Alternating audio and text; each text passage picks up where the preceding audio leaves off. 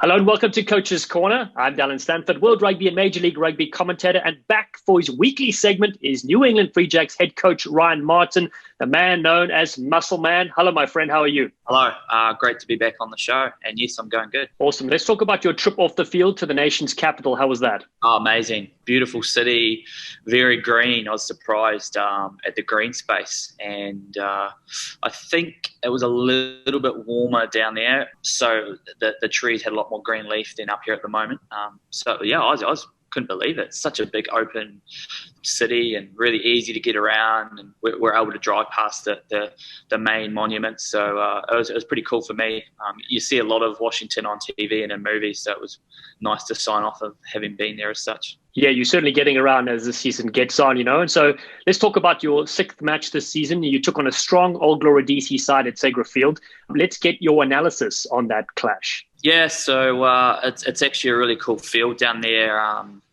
Really nice turf, and the proximity of the spectators to the ground makes it really intimate. So we knew it was really important to start well because the crowd were quite in full swing, and it was nice to get that try early on, 7 minutes. Pretty crucial scoring try for us because the wind, I believe, was about a 20 or 25-point win, and we're playing into it. So it was important we scored early.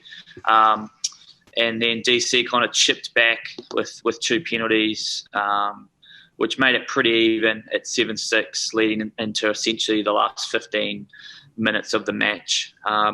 As I mentioned before, we're wary that it was probably a 20-point win. So if we're able to keep them under 20 points going into halftime, we're going to turn around and feel pretty confident.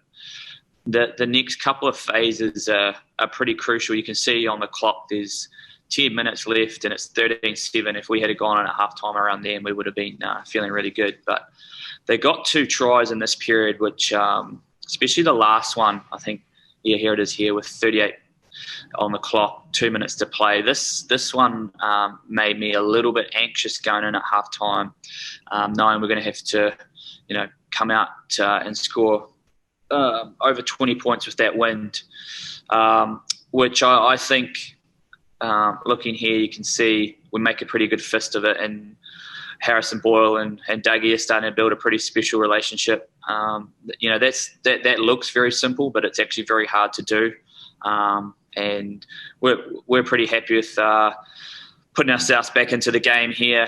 Nice try after, I think it was about 7 or 8 phases, and we just were really patient and built our attack and just waited for the opportunities, which was pretty awesome there for Harry, the wheelbarrow, Barlow, to score in the corner there. This gave me a lot of confidence. I thought, right, we're back in the game. It essentially came down to 2 scores. But we ended up having a couple of scrum penalties, which gave the field position back to DC. And they were able to, as you can see there, score essentially with 20 seconds on the clock, which was the end of the game. A little bit gutting for us because even if we had scored again, we would have got away with 2 bonus points. So a little bit disappointing finish, really. And then, Moto, tell us about the shortened training weeks. Like this one, you've travelled just on the weekend, you're travelling again very shortly. How do you manage the workload on the players' bodies? Oh, it's a great question. Yeah, you've got to be very wary of the turnaround. Obviously, a Sunday to Saturday game, but we have to minus a day of travel because of the 6-hour air flight, and then you lose 3 hours when you get there. So we've been pretty savvy this week around our preparation. We've demanded excellence a little bit more off-field in terms of our preparation, and then we had a really good training run yesterday.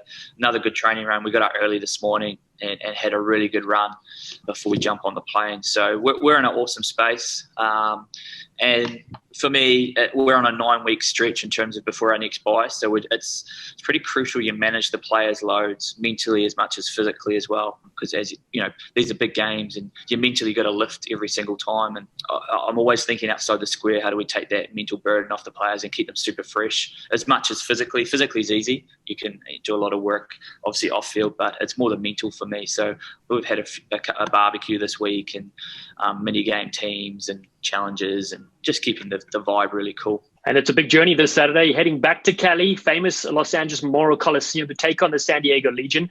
While they haven't dominated like they did in 2020, they're still a super dangerous outfit. We are under no illusions with this team.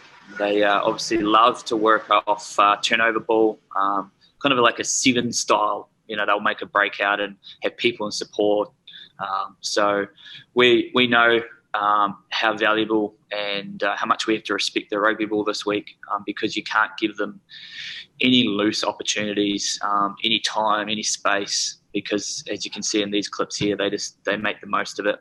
And they've got some really good experienced players in their back line who know how to manipulate space through triple threat opportunities.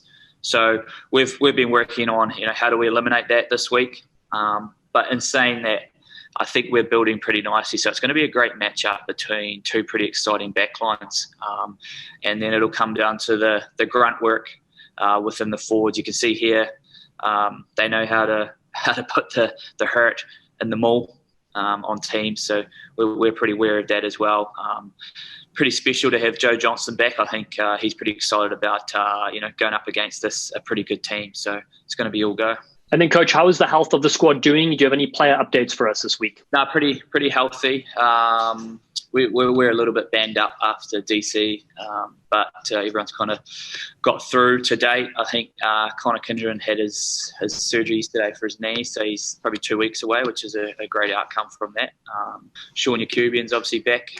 He'll be on the bench, which is pretty special for Sean. He's worked hard and he's been out for about 8 weeks, so that'll be great for him to get back into the program. But no, we're chipping away, and obviously, as I mentioned before, just physically a little bit banged up, but we're looking forward to this week. And then, Coach, I'll be commentating your match against the Legion. So any additional nicknames you want me to throw out there? Well, there's actually a nickname came from the NOLA game for Harry Barlow, where the commentator's kind of stuffed up his last name. So he's now become the Will. So we call him Harry the Wheelbarrow Barlow. It's a little bit of a mouthful, but stuck. Good. Okay, we'll look forward to pulling that one out. And then lastly, will there be a small window for you to catch some waves and Baywatch it up in the Golden State? Well, you'd hope so. I was looking at the weather report, and I think Friday tomorrow is 90 degrees. Now, I'm not too familiar with the way they measure weather over here, but to me that sounds very hot.